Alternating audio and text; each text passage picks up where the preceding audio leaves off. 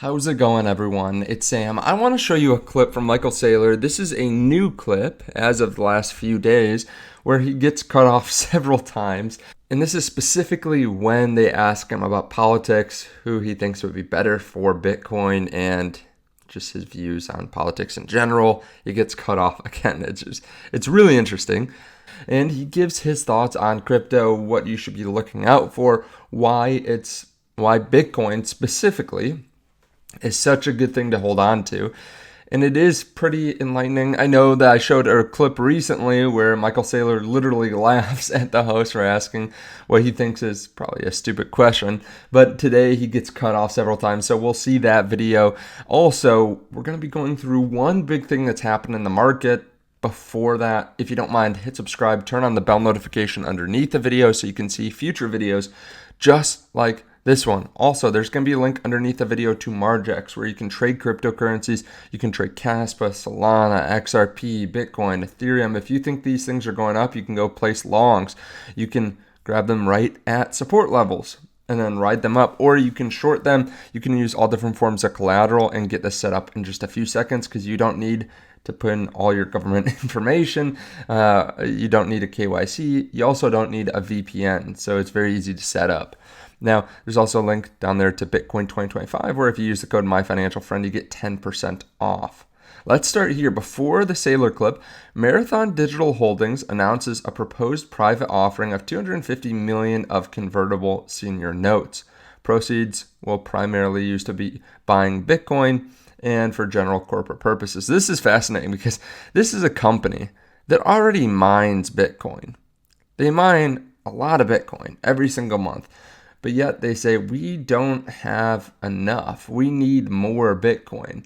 And this is actually much more similar to MicroStrategy than people think. This play that they're making right now. MicroStrategy uses these senior convertible notes as well. And Dylan LeClaire lays out how companies are using this. I mean, Metaplanet did the same thing. I believe Semler Scientific is going to do the same thing. You add Bitcoin to the balance sheet, the stock volatility goes up, the implied volatility goes up, which means your options value go up. Monetized implied volatility by selling calls or issuing senior convertible debt. Implied volatility goes up, APR goes down, meaning the balance sheet equals BTC plus cheap debt. Common stock equals levered Bitcoin. And you return to step one. This is Marathon doing this exact same strategy. And it is bullish, one, because there's going to be more Bitcoin bought off the market. Two, it shows you where their head's at. Like, we prepared this entire bear market for this moment, and we don't think we have enough Bitcoin. We feel like there is a way to get more Bitcoin that's going to be accretive. So quite bullish, I think, for people out there to see that there are crypto companies that their whole business is mining Bitcoin, and they still are going out and buying Bitcoin on top of that. We also have Trump and Elon talking on Twitter tonight, maybe talking about Bitcoin, maybe talking about crypto a little bit, but if nothing else, it should just be interesting to watch what they have to say.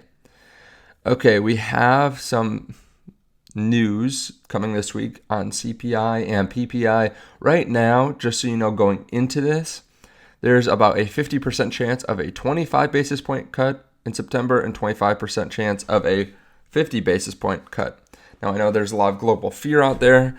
Unless something escalates, I think we're going to wait until September and then we're going to see whatever the cut is.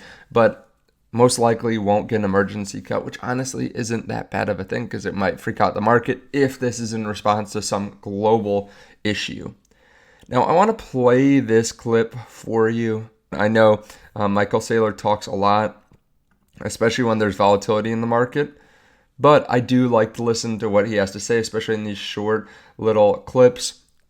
I think it is important to see what the Giga Chad, the biggest bull in crypto, has to say about the market. Let me play this for you. Again, if you want to trade cryptocurrency, there's a link down below to Margex. Let's get going. Michael, it is great to have you on the show. I want to start, Michael, with just the moves we saw this week. You know, we're rallying here now, briefly top 62,000. We did have that sell-off, though, early in the week, Michael. I'm just curious what you think explained that. What was going on there? Was that just, investors see Bitcoin as a very speculative asset? Was it margin calls? What was going on, in your opinion? Bitcoin is the only truly global capital market in the world. And so if you think about the volatility of it, the volatility is the price that you pay in order to create billions of dollars of credit and liquidity at your fingertips all times, everywhere, for everybody. On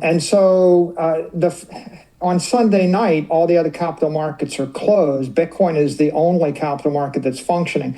What you saw over the past week is that it's functioning really, really well. And that is the secret to the success of the asset class. Let me get your thoughts, Michael, though, on the critics are out in force, right? You know that. Column from the Washington Post, and the title was, "When Markets Get Scary, Crypto Proves Its Worthlessness." And talking about that sell-off early in the week, Michael, the columnist goes on to say, Bitcoin dropped by 15%.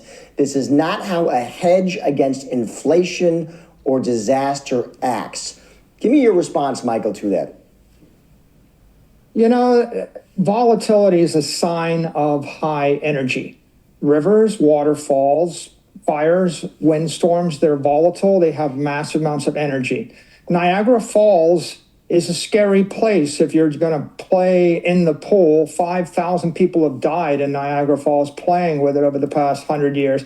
But it generates 5 gigawatts of power. That's 7 million horsepower. That's 33 million people working as hard as they can. So if you're going to harness the energy as an engineer, then you want the volatility. And if you're a tourist and you're playing in the water, taking selfies, then it's scary. No one that understands Bitcoin is afraid of the volatility. Okay, well, Michael, I want to switch gears a little bit because crypto has sort of become this political football, this election cycle. I'm curious, are you advising either candidate or either campaign on crypto policy? I'm advising everybody in the world that Bitcoin is digital capital. There's a revolution in the global capital markets, and traditional finance operates, 19% of the time for 10% of the world. That makes it a 2% solution. Bitcoin's a 100% solution. Michael, it's not partisan. Sorry it's just to cut a good you off. idea. Let me just be a little bit more direct with you. Have you spoken with either Vice President Kamala Harris or former President Trump specifically? I speak with both Democrats and Republicans. Have you spoken to either of them in the past, say, month? Yeah, I don't share my conversations that I have in private and confidence with anyone in the world. Okay, fair enough. Let's say that you were on a hypothetical phone call with either of them. What would you be telling them that your dream is for crypto policy moving forward? The future is digital, right? There's a race to own cyberspace. That being the case, empires are built on productive property, and they're defended by firepower, naval power, air power, nuclear power, and digital power. Bitcoin's digital power.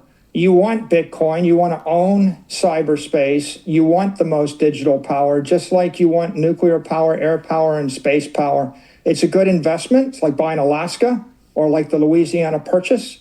And it's also essential to national security. Which candidate is better for crypto? I think that, again, crypto is... I'm not going to comment on anything political at this point. I'm going to say it's just a good idea to support digital assets and digital capital for any nation state, any political party, any politician. It will be a factor in November in the elections, I have no doubt. I won't try to get you to comment on anything specifically political, Michael, but I am interested to get your take on this, which is that it does seem like at this moment that crypto is breaking hard along ideological lines. Trump certainly, you see him speaking at the Bitcoin conference, talks about making Bitcoin great again. Is that good for crypto or long term, do you think? Do you really need friends on both sides of the political aisle? I think Bitcoin is digital capital, right? The world's going to be remade. There's a digital transformation in finance taking place. Everybody on Wall Street understands it. Everybody on Capitol Hill understands it. Everybody on Main Street understands it. It's like electricity or fire or the internet. I can't imagine that a nation state, a company, a government or any particular family even is going to be successful without embracing technology.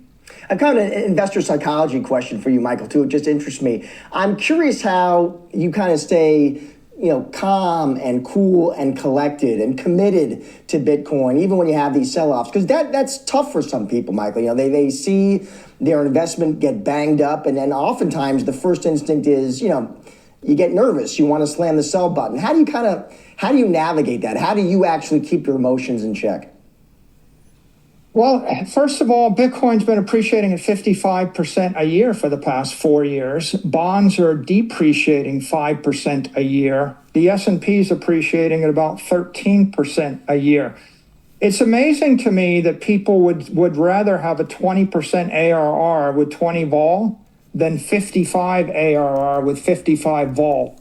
But if you think about it, it's pretty obvious you want the 50% return, not the 20% return.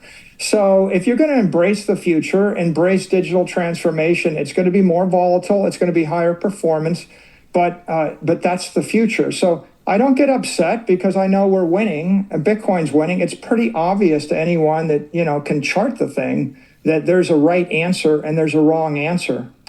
Michael, safe to assume you bought the dip this week? We're buying all the time. We're buying every quarter. We're buying the lows, the mids, the highs. I'll be buying the top forever because I'm expecting Bitcoin will continue to appreciate as digital capital. I think physical capital, real estate capital, financial capital, people are going to sell those things and they're going to move their money into digital capital, and it's going to be a trend for a long, long time to come. All right, let me know your thoughts on that. Michael Saylor compares Bitcoin to fire, to electricity, to the internet. Man, those things were very important. I think Bitcoin obviously is very important too, but still has a while to go until it's as important as those things. But who knows? People didn't understand how beneficial those were right when they started. There was the old guard that didn't want electricity to be a thing. Like there was propaganda all about it. Same thing with the internet. So let me know your thoughts on all this underneath the video. Let me know if you've been buying over the last week. Let me know what you think is going to happen in the next few days with some of the inflation numbers. I appreciate you all being here, and I'll see you all in the next video. Again, you can hit subscribe and check out Margex if you want to trade. Bye.